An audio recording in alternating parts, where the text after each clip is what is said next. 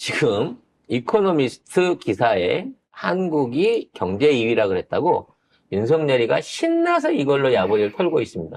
일단 기사 보고 근데 조선일보가 그만해 눈치 좀 챙겨라고 하고 있습니다. 네, 저도 기사 정리하다가 어디 거지 봤더니 조선일보 사설이더라고요. 경희 국무회의에서 한국 경제를 OECD 35개국 중 2위로 평가한 영국 이코노미스트지 보도를 언급하면서 아주 자화자찬을 했는데요.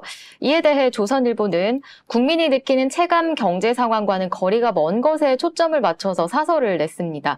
이코노미스트 평가는 전 세계가 인플레이션으로 고통받는 속에서 상대적으로 양호하다는 뜻이지 민생 경제가 좋아졌다거나 경제 개혁이 진전을 이뤘다는 의미는 아니라는 겁니다.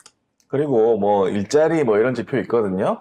숫자상 고용 지표는 양호한데 이게 다 고령층 일자리만 생겼다는 거야. 그러니까 그냥 이 사람들은 숫자만 좋아지면 좋다고 하는데 질적으로 아무것도 의미가 없는 수치란 말이에요, 이게. 이게 1위가 그리스잖아요.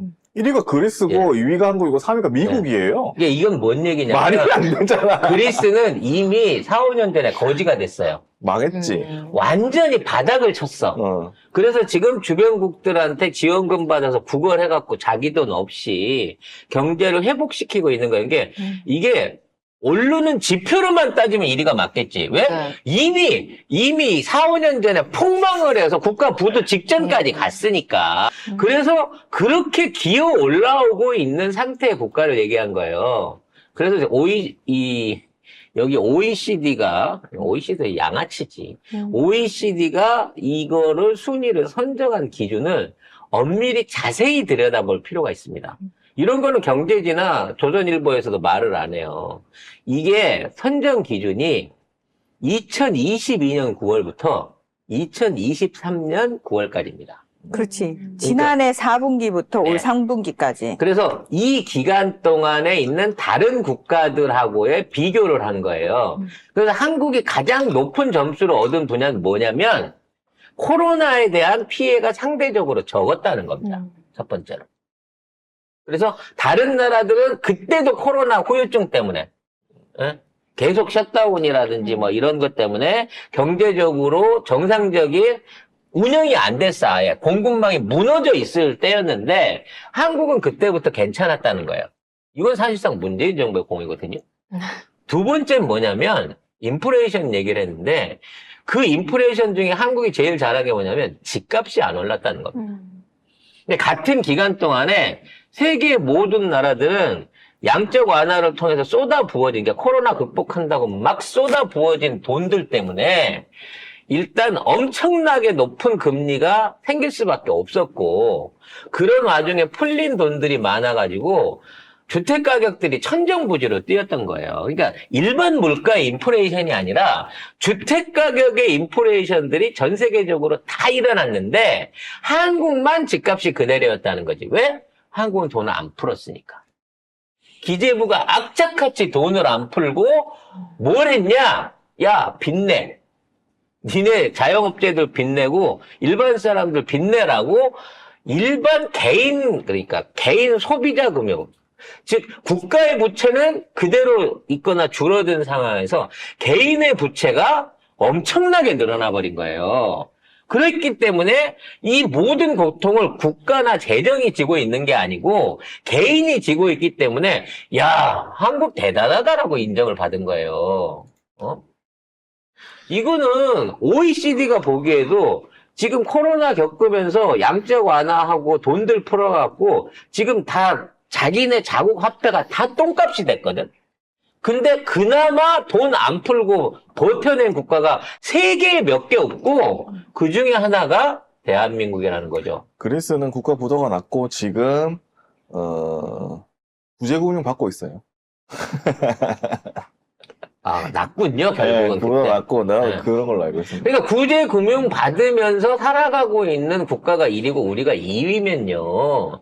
우리가 지금 얼마나 처참한 수준인가라는 부분을 알아야 돼. OECD가 우리 국민 생활이라든지 뭐 소득 지표라든지 개인들 생활 지표를 보는 게 아니야. 그냥 단순하게 국가 지표만 딱 잘라갖고 보는 거야. 그리고 그렇게 좋았으면 미국이 3위인데 그렇게 좋았으면 바이든이 지금 트럼프한테도 안 되고 있는데 그게 말이 됩니까, 그게?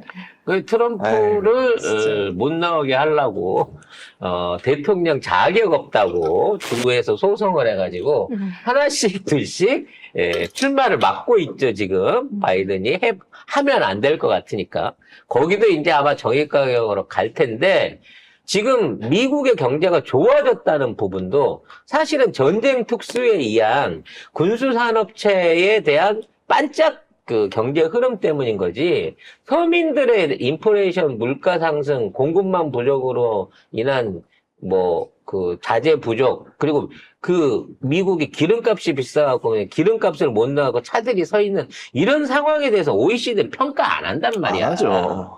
근데 이런 상황에서 봐. 역시 내가 하자는 대로 하니까 이렇게 세계에서 우리 경제 2위로 쳐주잖아. 이재명이 하자는 대로 돈 써갖고 나라 일으키고 경제 살리자고 하면 나라 경제 다 망하는 거야 라고 개소리를 실현하고 있는 거죠. 그러면 경은 실제로 좋다고 생각하고 그렇지. 말을 한 거예요. 왜냐면 자기는 어디 가서 술을 처먹어도 술값이 다 나오고 세계 어디를 가도 국빈 대우를 받고 세금으로 몇 조 원씩 돈을 풀어서 써줘도 아직도 나라가 안 망하고 있잖아. 그러네요. 그러니까 지 한심하다, 입장에서 정말. 야 이거 대한민국 네. 빨대 꽂고 한번 후련하게 질러볼 만하네 이러면서 네. 기마일 쓰고 다니는 거죠. 이러다 더 지르면 어떡해요. 그러니까 조선일보에서도 야 이거 하지마 해봤자 욕먹어 해서 그만해 이 새끼야. 네가 그 얘기 하는 순간 시민들이 투표할 사람들이 너한테 대고 욕한다고. 못 빡치게 하지 말라고 지금 사설로 이거 사설은 그 언론사의 입장이거든요. 네. 대놓고 그냥 입 닥쳐 좀 조용해 라고 하고 있는 거예요. 이 양아치 같은 시키는 부산에 가서 어묵을 집어먹을 때도 돈을 안 내고 간 놈이에요.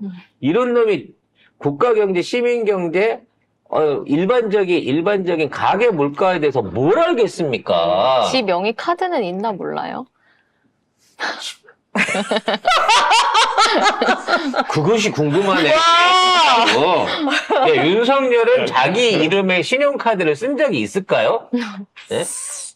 아니 뭐 우리 국무총리도 택시비도 잘 모르고 그러네요. 평생 남의 버켜만 써가지고 천원 택시. 코드를 써본 적이 없다고 하는데 아 버스였나 뭐였지? 택시가 택시비 1,000원이라고 택시. 했지.